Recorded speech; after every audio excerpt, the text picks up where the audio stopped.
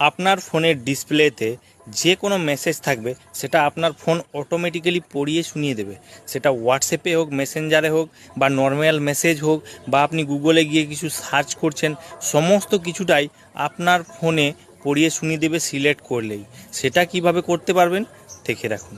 Mobile ফোনের সেটিংয়ে এসে অ্যাক্সেসিবিলিটি লিখে সার্চ করুন। সার্চ করলে এখানে দেখুন ভিশন আছে, ভিশনে ক্লিক করুন। তারপর এখানে দেখুন সিলেক্ট টু স্পিক, এটাতে ক্লিক করুন। এটাতে ক্লিক করলে এখানে দেখুন শর্টকাট আছে, এটাকে অন করে দিন, অ্যালাউ করে দিন, ওকে করে দিন।